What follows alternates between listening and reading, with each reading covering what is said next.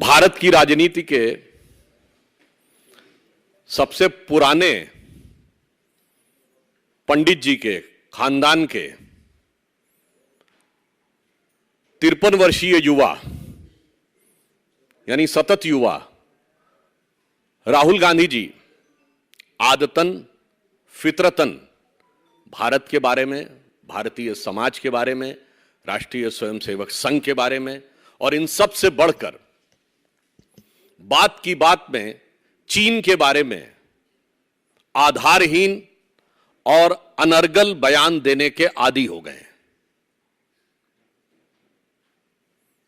चीन के साथ इनकी सरकार के कैसे रिलेशन रहे और हमारे कैसे रिलेशन हैं, यह हम स्पष्ट कर देना चाहते हैं। श्री नरेंद्र मोदी जी के नेतृत्व में हमारी सरकार आने के बाद आप जाकर चेक कर सकते हैं, 2020 में बीजिंग के एक थिंक टैंक ने, जो वहां की गवर्नमेंट से रिलेटेड माना जाता है, उसने यह शब्द प्रयोग किया है कि China is passing through its worst diplomatic isolation post Tiananmen square, यानी थियानयान चौक के नरसंहार के बाद के दौर के सबसे बुरे कूटनीतिक अलग थलग पड़ने की स्थिति में चीन है। परंतु,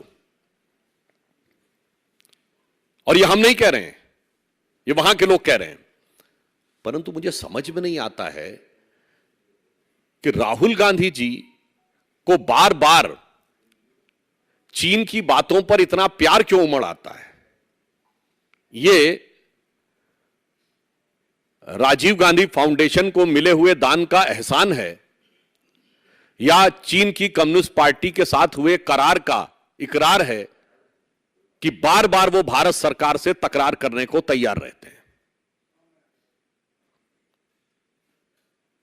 वो आकर ये कहते हैं कि लेह में घूमकर कि मुझे लोगों ने बताया अमुक अमुक चीज। ये कौन लोग हैं और कौन बताता है? और मजे की बात यह है कि ये जो लोग हैं ये स्वतः एक्सपोज हो रहा है, क्योंकि चाइनीज कम्युनिस्ट पार्टी के साथ जो उनका एग्रीमेंट हुआ उन्होंने नहीं बताया था, चाइना से फोटो आई थी। डोकलाम के समय इन्होंने चीन के राजदूत के साथ जो खाना खाया था इन्होंने नहीं बताया था, वहां से फोटो आई थी। और आज मैं आपके सामने एक दो और से तथ्य रखना चाहता हूं कि श्री राहुल गांधी जी के परिवार ने डोकलाम युद्ध के समय चीन के राजदूत के साथ खाना ही नहीं खाया था।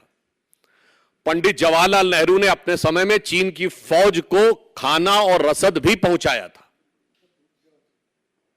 और यह मैं कोट कर रहा हूं, selected works of Jawaharlal Nehru series 2 volume 18, उसमें नेहरू जी की 21 जून 1952 दिल्ली प्रेस क्लब में हुई प्रेस कॉन्फ्रेंस का जिक्र है। एंड आई कोट, पत्रकार का नेहरू जी से सवाल है कि पंडित जी, क्या भारत ने चीन को चावल की सप्लाई की है?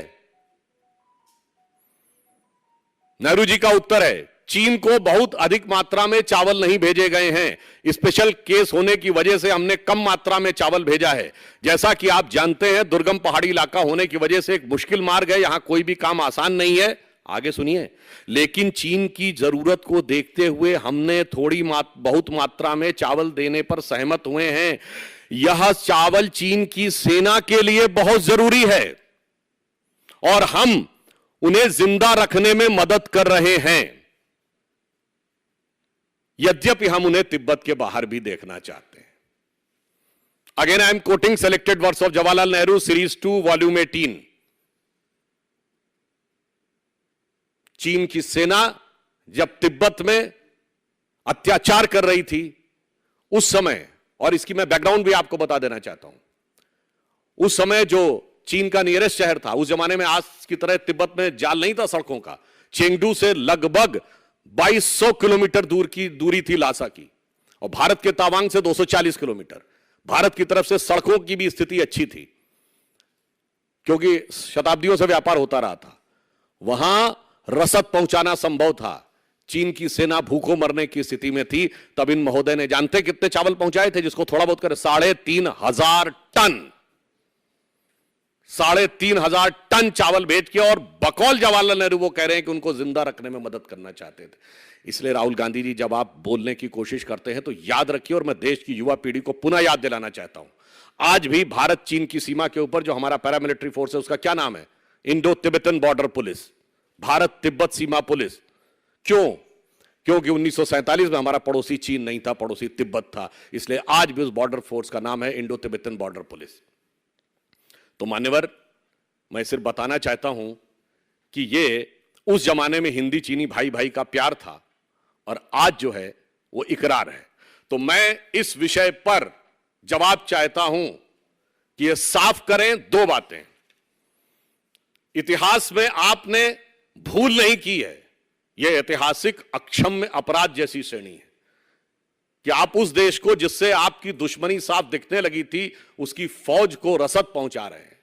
दूसरा, आज हम औपचारिक रूप से यह बात कहते हैं देश की जनता की तरफ से कि चाइनीज कम्युनिस्ट पार्टी के साथ हुए अपने करार को कांग्रेस पार्टी सार्वजनिक करे। शायद उन्हें इस बात का डर है कि अगर करार की पूरी शर्तें सार्वजनिक हो गई तो ये बात की बात में होने वाली जो बातें राहुल गांधी जी करते हैं, इसकी करामात दुनिया के सामने असलियत में आ जाएगी। और इसलिए हम स्पष्ट रूप से कहना चाहते हैं कि मोदी जी के नेतृत्व में हमारी वर्तमान सरकार ने पूरी दृढ़ता के साथ भारत के सामरिक हित, भारत के कूटनीतिक हित और भारत के आर्थिक हित, तीनों में अभूतपूर्व सफलता हासिल की है। मैं याद दिलाना चाहता हूं, धारा 370 के ऊपर तमाम कोशिशों के बावजूद एक भी कोई प्रस्ताव यूएन में नहीं ला पाया। मसूद अजहर को हमने आतंकवादी घोषित कर लिया, चाइना का रुख जो भी रहा हो, परंतु वो नहीं रोक पाए। न्यूक्लियर सप्लाई ग्रुप, जिसके के बारे में मनमोहन सिंह जी की सरकार ने भी बहुत प्रयास किया था, हम उसके सदस्य बने, चीन नहीं रोक पाया। मिसाइल टेक्नोलॉजी कंट्रोल रिजीम के हम सदस्य बने। ये उपलब्धियां आपको दिखाई नहीं पड़ती हैं, और आज हम पूछना चाहते हैं कि बार बार ये पूछने की जो आपकी फितरत है, इसके पीछे के कारण क्या हैं, यह बात स्पष्ट की जानी चाहिए। दूसरा विषय मैं कहना चाहता हूं, बार बार राहुल गांधी जी कहते हैं कि आरएसएस को लेकर कि राष्ट्रीय स्वयंसेवक संघ, तो मैं याद दिलाना चाहता हूं, अब इसी में नेहरू जी को याद कर लीजिए। वो पंडित जवाहरलाल नेहरू जिन्होंने आरएसएस पर प्रतिबंध लगाया था। जब चीन ने 1962 में आक्रमण किया है, तब राष्ट्रीय स्वयंसेवक संघ ने जिस तरीके से साथ दिया सरकार का निस्वार्थ भाव से, उसकी नेहरू जी ने भूरी भूरी प्रशंसा की, और अगले वर्ष यानी 26 जनवरी 1963 को गणतंत्र दिवस परेड में उनको इनवाइट किया। तो आज मैं पूछना चाहता हूं राहुल गांधी जी से कि आप सही थे या पंडित नेहरू सही थे? राष्ट्रभक्ति और राष्ट्र के चुनौती के कालखंड में राष्ट्रीय स्वयंसेवक संघ की भूमिका को लेकर। और इसके अतिरिक्त जो बात की बात में आप नफरती बयान आपके यहां से आते हैं, उसके बारे में आप क्या प्रतिक्रिया करते हैं? आपके वयोवृद्ध नेता अजीज कुरैशी जी, जो राज्यपाल रहे हैं, वो सीधे हिंसात्मक भड़काऊ भाषण देते हैं और इस ढंग की भाषा बोलते हैं कि लड़ना तो पड़ेगा ही, 1-2 करोड़ कम भी हो जाए तो फर्क नहीं पड़ता है। राहुल गांधी जी, ये नफरत की दुकान है कि मोहब्बत की दुकान है? वैसे इतना जरूर समझ में आ रहा है, नफरत हो या मोहब्बत, है ये केवल दुकान, और केवल वोट की दुकान है और वोट की दुकानदारी है। अन्यथा अभी तक आपने अपने उस नेता के खिलाफ क्या कार्रवाई की है, जो सीधे सीधे कह रहे हैं कि हां लड़ो, आर पार की लड़ाई लड़ो, और 1-2 करोड़ कम भी हो जाए तो कोई गम नहीं है। इसलिए हम देश की जनता के सामने वो पुरानी बात भी स्पष्ट करना चाहते हैं और साफ करना चाहते हैं कि हिंदी चीनी भाई भाई के प्यार से लेके कम्युनिस्ट पार्टी के साथ हुए करार तक इतनी गहरे संदेह के बादल हैं कांग्रेस पार्टी के ऊपर और उनकी गतिविधियां, और फिर चाहे ऐसे संस्थानों को समर्थन जिसमें न्यूज क्लिक जैसे संगठन, जिनके बारे में अमेरिका में भी रिपोर्ट आई कि शंघाई टू शिकागो, वहां से चाइनीज कम्युनिस्ट पार्टी से उनको सपोर्ट मिल रहा था, फंड मिल रहा था, और भारत के विरुद्ध प्रचार करने के लिए, और उसके ऊपर जब कार्रवाई हुई थी तो इन्होंने उनका समर्थन किया था। और पुनः हम इस बात को दोहराते हैं, आग्रहपूर्वक दोहराते हैं कि कांग्रेस पार्टी चीन की कम्युनिस्ट पार्टी के साथ हुए अपने करार को सार्वजनिक करे। क्यों? जब 2009 में, आप लोग जाके चेक कर सकते हैं, जब चीन ने हमारी सेना में अतिक्रमण किया था क्षेत्र में, तो उस समय न सिर्फ विदेश मंत्रालय ने यह बयान दिया था कि यह ओवरप्ले किया जा रहा है, उस समय के पत्रकार पर चंद घंटों में एफआईआर दर्ज हो गई थी। कहां है भाई अभिव्यक्ति की स्वतंत्रता?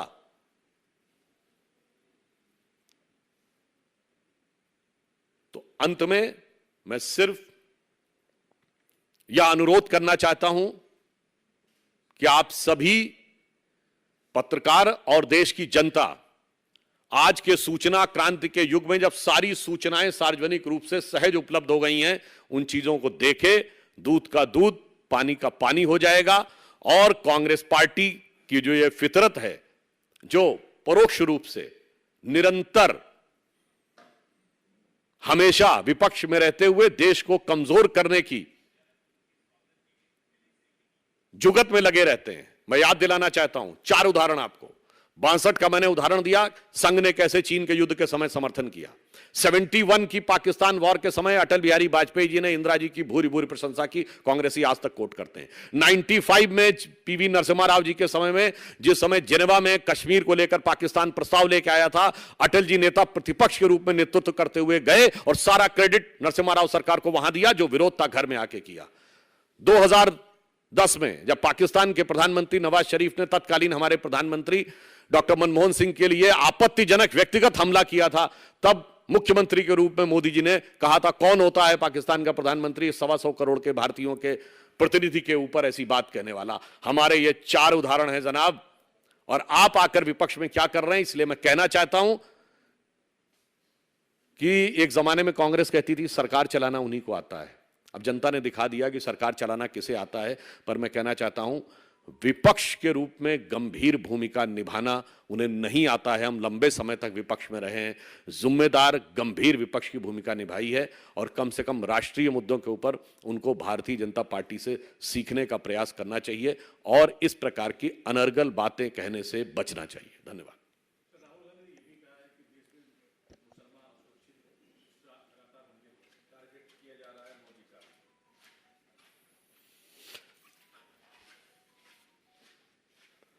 देखिए, मैं ये बात कहना चाहता हूं, 26/11 का हमला हुआ था, उसमें सिर्फ हिंदुओं की डेथ हुई थी क्या? अच्छी खासी संख्या में तो मुस्लिम भी मारे गए थे, तब वो सुरक्षित थे। ये बताइए, कांग्रेस पार्टी के शासनकाल में भारत में मुस्लिम समाज की दृष्टि से सबसे मुकद्दस माने जाने वाली मस्जिद हजरत बल पर नवंबर 1993 में आतंकवादियों ने कब्जा कर लिया था। मुस्लिम समाज सुरक्षित था। अपने को स्वयं कश्मीरी होने का पता नहीं गर्व करते हैं या ढोंग करते हैं, जो भी है, परंतु कश्मीर में जिसको सूफीज्म का सेंटर माना जाता है, उसकी सबसे बड़ी दरगाह चरारे शरीफ आपकी सरकार के दौरे हुकूमत में नष्ट कर दी गई, ध्वस्त कर दी गई, जला दी गई, और जलाने वाला पाकिस्तान भाग गया। सुरक्षित थे।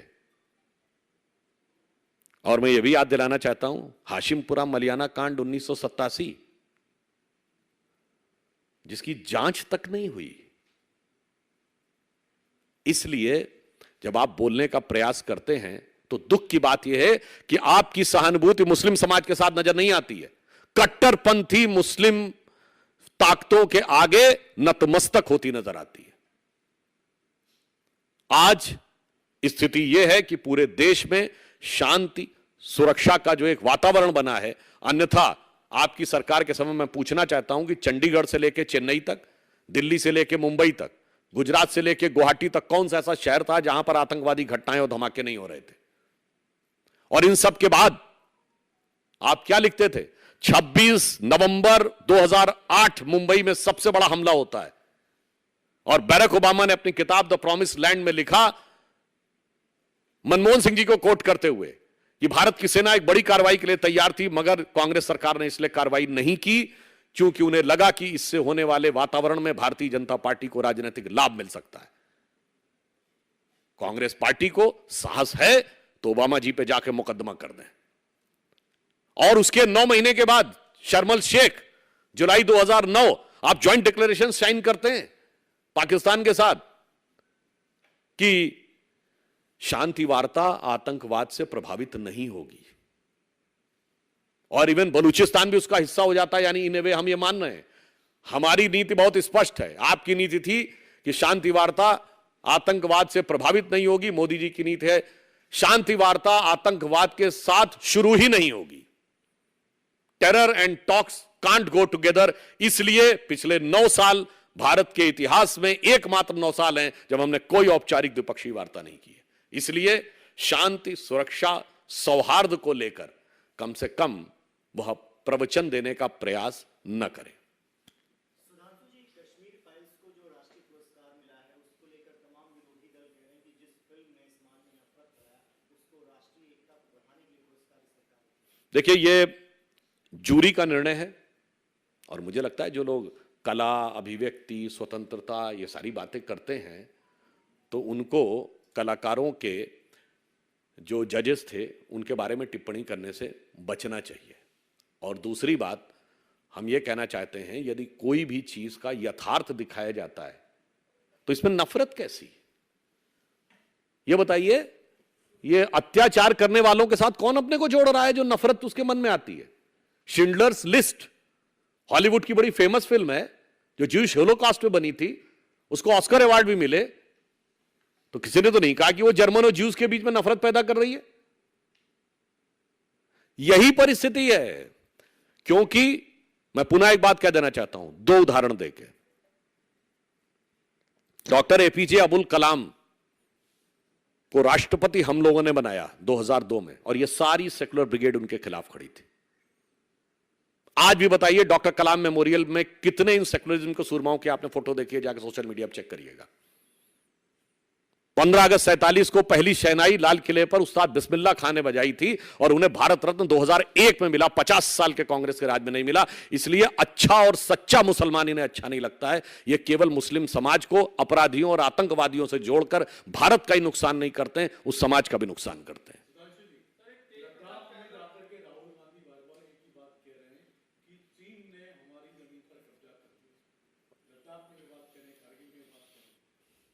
देखिए, जो वो कह रहे हैं वो सही है। चीन ने 39,000 किलोमीटर पे कब्जा कर रखा है और 60 वर्षों से अधिक से कब्जा कर रखा है, और वो धीरे धीरे नहीं बल्कि 60 नहीं।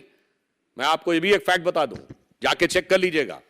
6 जून 1957 चाइना का अखबार लिखता है कि उन्होंने सिकियांग प्रोविंस से लेकर सड़क बना ली है अक्साई चीन तक। फिर 3 फरवरी 1958 भारत का विदेश मंत्रालय उस समय देखता था इसको, विदेश सचिव पत्र लिखता है नेहरू जी को कि हां ये वेरीफाइड है कि सड़क बना ली हमारे इलाके में। 4 फरवरी 1958 नेहरू जी जवाब देते हैं इसका एमिकेबल सॉल्यूशन निकालेंगे, इनफॉर्मल चैनल से बात करेंगे। तो ये कब्जा उस जमाने में कर लिया था। मैं 62 की बात नहीं कर रहा हूं, 62 से 4-4.5 साल पहले। उसके बाद 58 में आप चीन को संयुक्त राष्ट्र संघ में लाने की वकालत करते हैं। फिर मार्च 59 में आप दलाई लामा जी को भारत में शरण देते हैं और अप्रैल 1960 में माओ का भव्य स्वागत होता है और 5 दिन वो दिल्ली में रहते हैं। और दिसंबर 1960 में भी नेहरू जी ने चाइना की परमानेंट सीट के लिए वकालत की, जबकि आपके विदेश सचिव ने अपनी रिपोर्ट में लिख दिया कि कब्जा कर लिया है।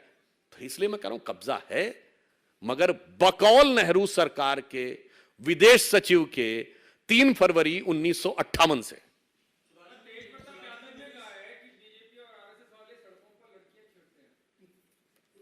मुझे लगता है कि वो बिहार में जिस तरीके की स्थिति है और उनके गठबंधन की जो स्थिति है, तो हो सकता है इस कारण से असंतुलित होकर कोई ऐसा बयान दे दिया हो। तो इसलिए मुझे लगता है उनकी बात को जब उनकी सरकार गंभीरता से नहीं लेती है तो आप लोगों को भी बहुत गंभीरता से लेने की आवश्यकता नहीं है।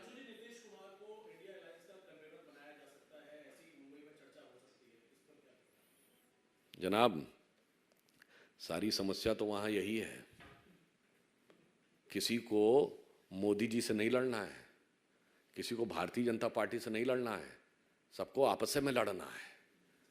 केवल इस बात की जद्दोजहद है कि विपक्ष का बड़का नेता कौन बन जाए। भारत का नेता तो बनने की कोई समस्या नहीं है, इसलिए ये पहले तो तथाकथित INDA अलायंस का अंदरूनी मामला है। और वैसे बेंगलुरु में प्रेस कॉन्फ्रेंस अटेंड किए बगैर चले आए थे, और जब वो दिल्ली आए तो अटल जी की समाधि पर श्रद्धा सुमन अर्पित करके चले गए, और दिल्ली में बैठे हुए INDIA के नेता कारवां गुजर गया गुबार देखते रहे और नीतीश कुमार जी का इंतजार देखते रहे। तो इसलिए ये उनका अंदरूनी मामला है, वो लोग अपने हिसाब से तय करेंगे। मगर ये सब कुछ है जद्दोजहद केवल विपक्ष में एक दूसरे को काटकर अपना कद बड़ा करने की।